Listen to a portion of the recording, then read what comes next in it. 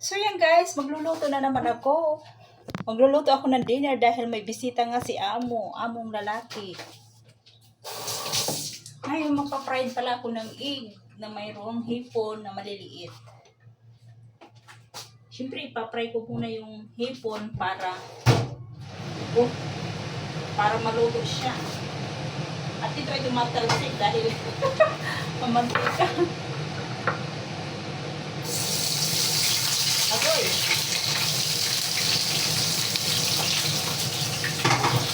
Ayan, fry muna natin yung oras na. Fry muna natin yung hipon para maluto siya at ihahalo ko siya sa islog. Sabi kasi 7:30 daw darating yung bisita niya.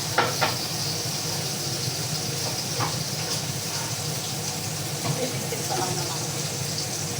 Habol pa yan. Kasi 10 minutes tapos na mo. Dali lang yan guys pag ako sumilod.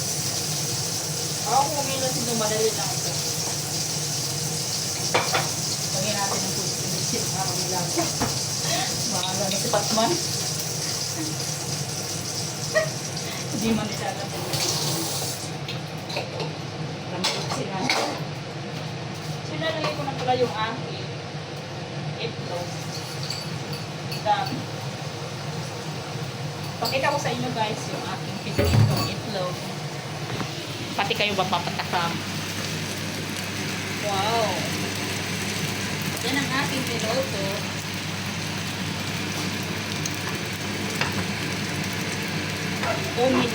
Omelette egg na mayroong apron. Nandun yung amo kong lalaki, kinukuha yung in-order niya na bihon, 2 klase daw. Tapos nag-drive siya para mas mabilis. Siguro tinamad siya maglakad.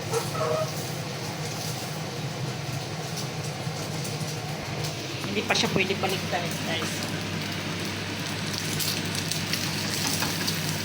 Kasi pag dinaligtad ko siya, masira naman ito. Pero sunog naman sa ilalim. Sunog naman sa ilalim. Hindi pa siya pwede baliktarin. Pinakita ko ng kanan sa kamay.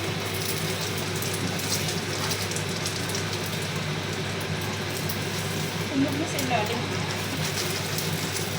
Slowly lang, slowly. Galing talaga ako magluto. Hindi nasira, oh. Oh, perfect. Galing talaga ako magprito dito.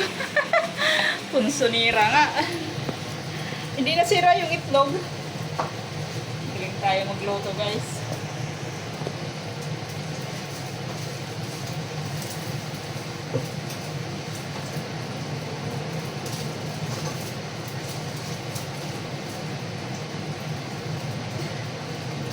Tapos yung aking cauliflower, ayan, lagyan ko siya ng mushroom at saka yung hipon.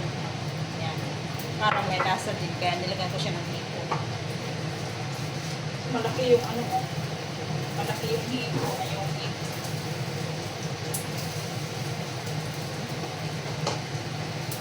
$7.15 na. Patay na ang lahat na malaka. Para sa ito. Kailangan malapat ang plato kasi yung itlog malapat din. So kailangan malapat din.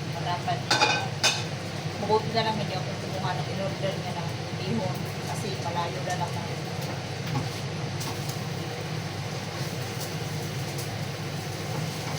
Huwag kang masisira ha. Oh, masira nga. Oh shit, masira. Patay tayo dyan, masira man. Shit, masira. Oh, nakumpak. Ah, putik. Mudmud na yung mukha ko sa kawali.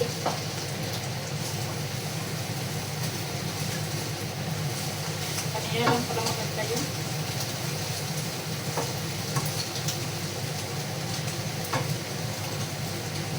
So, ayan na nga, tatanggalin ko siya kasi nasira. Tanggalin natin, guys.